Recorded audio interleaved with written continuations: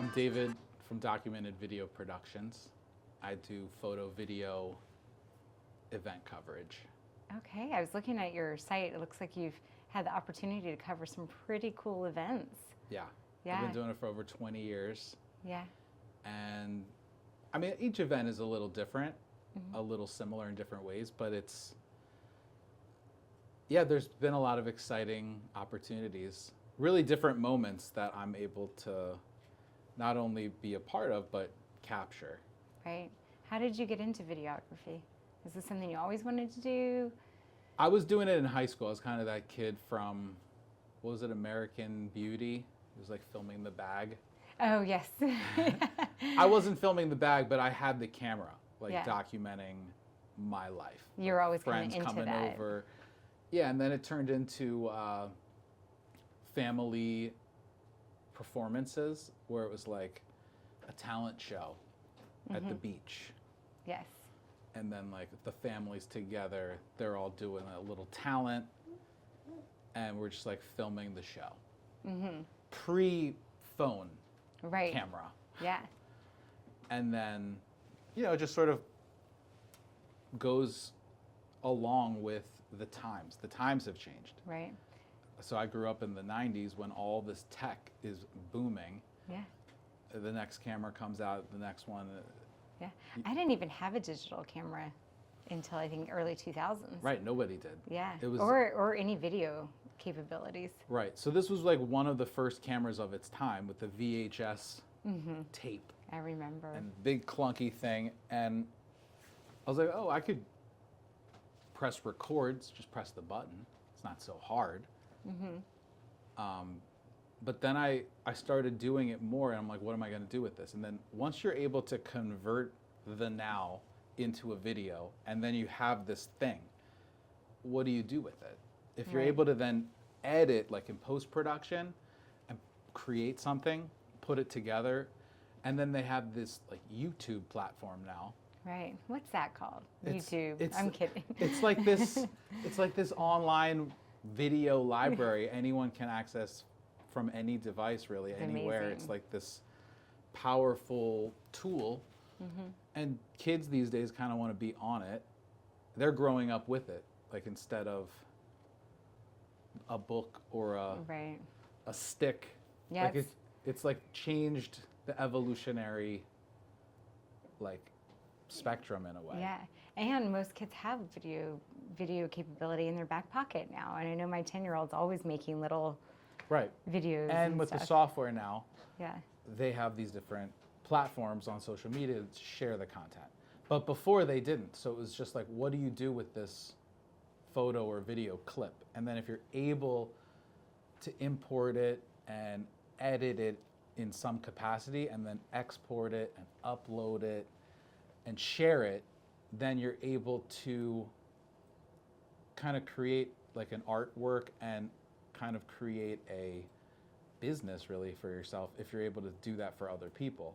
right. Because it's kind of a cumbersome process where you're like, okay, I gotta be there to film it, and what am I gonna wear and how am I gonna capture that, and then what am I gonna And what's the do lighting with going to it? be like? What's the light? I have and to the adjust. angles. How am I gonna get all those things together? And then once I have it, what do I do with it? How do I Right. put it all together? And being a one-man band for like 20 years, I've figured out incrementally what might work and what might And there's make always life a little easier. right. And And it's It's- always changing. There's always new programs and now AI stuff. How do you feel about that? Is that beneficial to your business? the AI is going to obviously change. It already has changed the game. You see a lot of the information that's coming out, or there's 3 phases of production: pre-production, where you're like planning everything; the production, where you're filming it; and then post, where you're editing.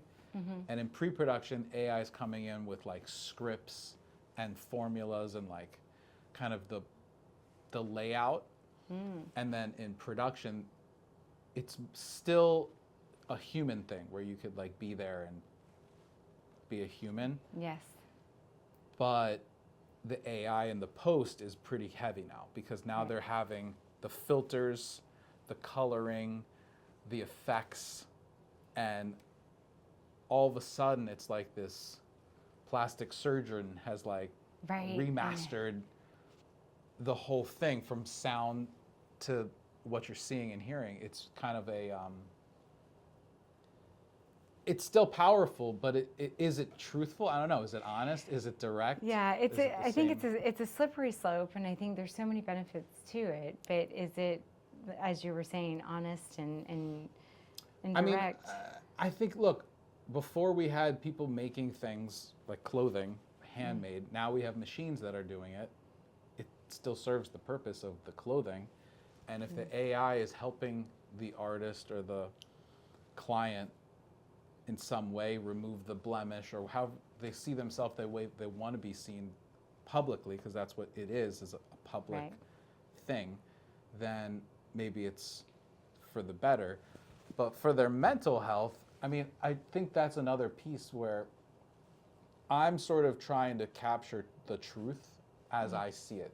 The truth meaning what I see, what's currently there. Just document what is. That's real life, like what is happening. And I try to not use so document it how? Well, you could add a filter on Snapchat and you're documenting right here. Right. But it doesn't look the same as somebody else's. No, everyone's perspective is different. Yeah. So that's another thing. Is it hard to find that balance with your clients when they are asking for a lot of things that maybe you don't, you're like, well, that's not really my style. How do you kind of find that balance? Most of the time I'll just say this is the way I do it, and generally that seems to be what they're looking for.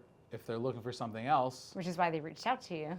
And that the other thing is I'm getting it mostly referral based. Like somebody who I worked for is now sending them my way versus like a cold call or like some other filter or direct messaging campaign.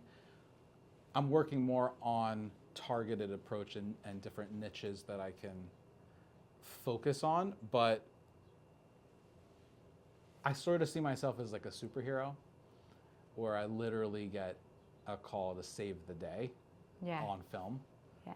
And I'll swoop in and save it and document and like be there. And then that sends, and people are so grateful, a message. They're grateful, they have it, I'm able to be a part of it, I'm thankful, and then I also feel this sense of purpose where I could have not gotten that call, but because I did, and because it worked. Like, you might want to try to get to some show that you want to see, but maybe it's not on the cards because you get a flat tire.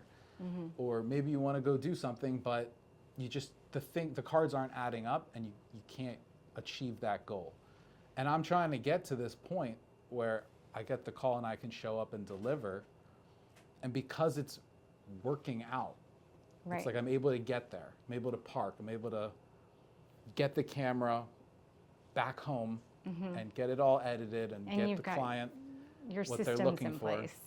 Yeah. The backup. There's a lot of backup plans. Yes, having extra cameras and extra cards and exactly, because that's where the professional comes in. Amateurs like, oh, I didn't realize. Yeah. And once you have that experience of realizing certain things, you become this professional because you have the experience, and that creates a sense of confidence and sort of reassures the client also, like, okay, I don't have to worry about this. Right. And what kind of events are you covering? Are you doing weddings? Is it corporate events? What kind of... The event spectrum is pretty vast. I try to say it's more like birthdays and baptisms and baby namings all the way through graveside funeral. Yeah. Live streaming in COVID for my pivot when people couldn't come. I was like, I'll go and I'll even broadcast it for you. Yeah. And they're like, that would be great. Oh, we can't make it. Yeah. I'm like, okay, super. Yeah, we watched a lot of gymnastics gymnastics meets and basketball on Zoom. So they needed somebody there doing it. So that was another opportunity that you have to create. The other piece of it is creating it yourself. Like, you have these eggs and you have to break it open, get your hands dirty, and like clean it up and put it together on a plate. Like, you have to actually do something in Yes. order to get. And deliver that to the client. But what's nice is it's free, technically. Like if you already have the camera, you don't have to really do anything except to be there. Right. Which means the present is so important, because without it, I wouldn't be there. I wouldn't be doing more of it. They wouldn't have the memory of the event. So it's just being present for the moment, being there for the moment, capturing the memory, and then turning it into something that can actually be accessible. Right. That's what's also nice about it. It's not just this old mantle. VHS tape Oh, that's you going to can't- sit it in the it cabinet. disintegrates. What do I Yeah. do with this? What Right. is it? Yeah. The old records, the new kids don't know, but they know what's on YouTube or Spotify or Yeah. Pandora, whatever. Like they're able to access it. So that's the other. Access is a huge part. Accessibility is so big because now there's so much competition. Everyone has the phone in their pocket. What's going to differentiate between this or that, or who's to say? It's also a very personal preference what you're going to watch and how you're going to spend your time, and if you can even afford to do what you want to do. And But explain the benefits of hiring a professional videographer, because I feel like it's a priceless thing to have. And yeah, it's priceless, but like I don't know the value. because it's not going to be as good as on someone's phone. But having it is having it, right? I mean, True. wouldn't you rather have the speech than? I Not try have to it. I try to remind clients. I'll say, and I'll ask you, what is the difference between photo and video? There's one fundamental one. Yeah, audio, Is- movement. Right. They both Yeah. kind of moving, but it's really the audio, Yeah, because photo just doesn't have sound. right. And with the video, we're actually capturing the audio. And the audio experience is like 70-80% of the user's experience. Even if it's going to be subtitles, like they're kind of getting the story. So the audio really is what we're capturing. So for example, my grandfather gave the best man speech at my wedding. Yeah, And after he passed away, I wasn't able to talk to him anymore. So I was able to go back, listen to that, listen to his voice. just kind of listen to it. I Yeah. don't even have to necessarily watch it. Yeah. You wouldn't have that without the video. Correct. I mean, maybe someone's doing a voice memo or something, Yeah. leaving a voice message. The voice texting messages. Yeah. But it's also nice to be able to see it at the same For time. sure. See it move, but really being able to hear it. Because you can listen to a book on tape, and you could listen to the sound of the event. Whatever someone might say is more, that's a present moment. Prevalent, It's yeah. like there's just like these small, if you were to be able to have a superpower, I think mine would be control time. That's a good one. It's not necessarily about being able to have a drone, because I could do that. Yeah. Or go from here to there and cut, and pop out. Now we're here. Now teleport. Yeah. I can control space in a way, but really to be able to manipulate the time and go, because I could press a button and go watch a movie from back in the day. But to actually be able to control it and like spin the wheel and go back in time and see different moments from different vantage points. Yeah. That's It's really it. different. Yeah. What do you find most rewarding about what you do? I get to live the life that I'm living. I'm living my life in a way that I'm choosing, which is cool. Yeah. You get to choose. I'm the boss. Yeah. I'm the man. The superhero man. I'm the father. Like, yeah, I'm the one who has chosen to do that. And you can wake up and go to work for someone, and that's a choice, or go to the gym, or whatever it is you're going to do. When I get a call and they're like, we could really use your help. Like, we would like to work with you. can you do this? I'm like, let me check. Yes. Hold on. Yes, my calendar is very full. I've got some things going on. Let me see if I can even do this. I don't know. And just like today, I'm like, okay, this seems like a different opportunity. Yes.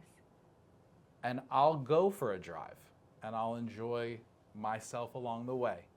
And I'll do